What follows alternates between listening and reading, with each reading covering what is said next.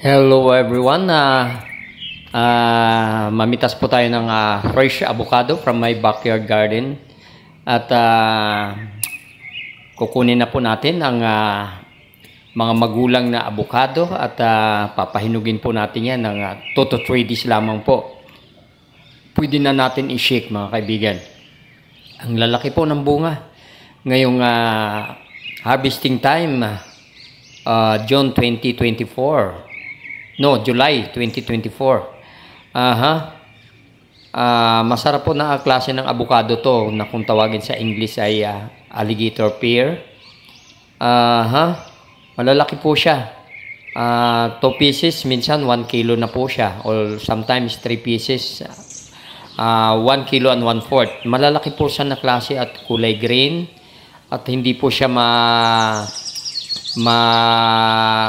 ano bang tawag nito? Masinulid, yung tawag nila na parang may bunot-bunot sa loob. Malinis po, makinis at talagang yellow green. Talagang napakaganda po ng laman itong avocado. Subalit yung iba po, yung mga nauna kong napitas nung last month, ng June, ano siya, yung maraming sira po siguro dahil nga sa climate change, napakainit ang ating summer, super init itong 2024. Kaya naapektuhan po ang mga fruit trees ko, ang mga bunga ng aking backyard fruit trees dahil nga sa sobrang init nagkaroon pati ng mga insect bites. Kaya kung minsan pagpipitas tayo ng magbibiyak tayo ng hinog na isang piraso, kung minsan yung kalahati bulok, yung kalahati lang mapapakinabangan. Kaya nakakapanghinayang dala nga po ng sobrang init, climate change, talaga nagbago ng ating panahon mga kaibigan. Kaya pati mga pananim nasisira mga kaibigan dahil talaga namang super init itong 2024 na summer natin. So ayan po mga kaibigan, patuloy tayong namimitas ng mga avocado na papahinugin po natin upang meron tayong pang dessert o i-shake. Alam niyo po, ang avocado or alligator pear ay talaga namang napakamasustansya, pampakinis ng balat. At pwede niyo rin po siyang gawing panglagay sa skin para kuminis at malasot lang yung kutis. At talaga namang malambot-lambot na magandang tingnan ang ating kutis kung gagamit po tayo ng avocado shake na ipanlalagay natin sa ating balat. Liban na lang kung allergy kayo, i-testing nyo muna. Kung mga kayo, wag nyo na pong ituloy. Pero ako nasubukan ko po, napakaganda, very smooth ang ating skin.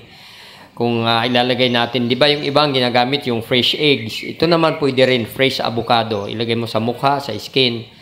Maganda po siya, malambot at masarap sa pakiramdam. Lalo na kung malamig mga kaibigan.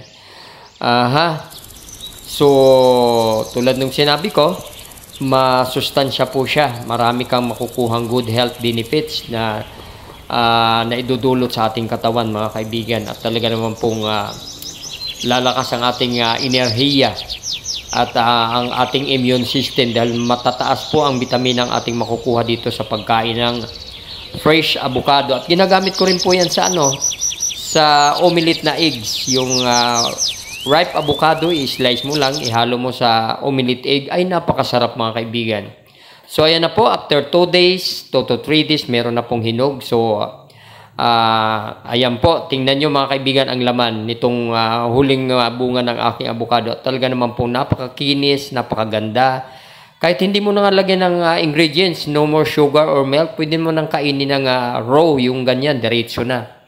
Napakaganda po niya mga kaibigan. Napakasarap kainin, malinamnam, at talaga naman pong napaka-healthy nitong avocado. At sa panahon ngayon, mabilis na rin tayo makaka-harvest ng avocado dahil karamihan ngayon, pwede na yung mga grafted. Yung hindi mo na kailangan yung buto ang itatanim na it will take for more than 3 years bago ka makapag-harvest. Napakaganda po mga kaibigan. Kung masipag lamang po kayo magtanim, may ma-harvest kayo. Kaya nga sabi nila, if you plant, you can harvest. So ayan po mga kaibigan, nakita nyo naman po napakakinis, napakalinis. At kinakain ko po ng ganyan yan, ng diretso, wala nang sahog-sahog. Subalit, siyempre ang mga kabataan, naghahanap pa rin ng mga shake-shake na parang ice cream po siya. Pag pinalamig na sa refrigerator, akala mo kumakain ka ng avocado flavor na ice cream kapag ka yung blender. So, pero ako mas gusto ko yung kinukutsara na lang, lagyan ng konting sugar, konting powdered milk. O pwede rin naman fresh na lang ganyan kainin mo. So ayan po mga kaibigan, kakayore na po natin yan gamit sa pamamagitan ng kutsara at ating ilalagay sa blender upang ating i-shake. Shake, shake, shake. So ayan na po, nakalagay na po sa blender. So lalagyan po natin ng brown sugar. Usually po madalas akong gumamit brown sugar talaga. Kahit pa yung mas dark pa na pagka-brown kasi mas healthy yun. Mas dark, mas healthy. O kaya pwede rin honey. Kung meron kayong honey, medyo may kamahalan nga lang ang honey, pero masarap din po siya. Lalo na kung ikaw ay healthy living. Napakasarap din po ng honey ilagay. Pwede rin naman yung white sugar. It depends sa nais nyo, mga kaibigan. At pwede nyo haluan yan ng bananas, or jackfruit, or mango. Pwede nyo po haluan, buko. Mixture. Pwede po. So, ayan na po. Nilagay na ang brown sugar. At ilalagay naman natin ang evaporated milk. Yung iba naman gumagamit ng condensed milk. Pwede rin yung powdered milk. Pero kung condensed milk ang gagamitin nyo, sweet na po yan, no need to add sugar. Hindi na natin kailangan ng asukal. So, ayan na po mga kaibigan. I-blender na po natin pagkatapos lagyan ng evaporated milk. At isishik natin. Pwede nyo rin lagyan ng yellow or ice cold water. Pero ako po, ipapalamig ko na lamang po siya sa refrigerator. Sa freezer. In just 30 minutes, okay na po siya. Para na siyang ice cream. So, ayan na po. I-blender na natin mga kaibigan. Ayan.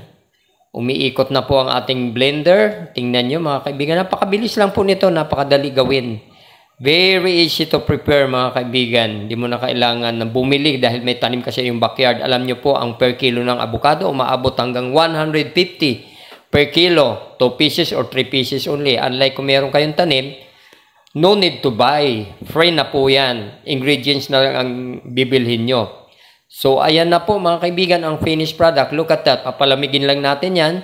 Lagay natin sa freezer. In just 30 minutes, meron na tayong dessert na libre. So, again mga kaibigan, thank you for watching. Please don't forget to subscribe, like, and share. Maraming salamat po hanggang sa mga susunod natin mga vlog.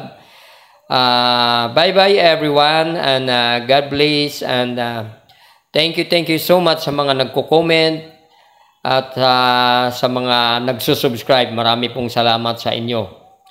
At abangan natin ang ating susunod na mga vlogs dito sa Ipis Macroish Ablo mga kaibigan. So there you are. Napakasarap malinamnam po yan. Bye-bye!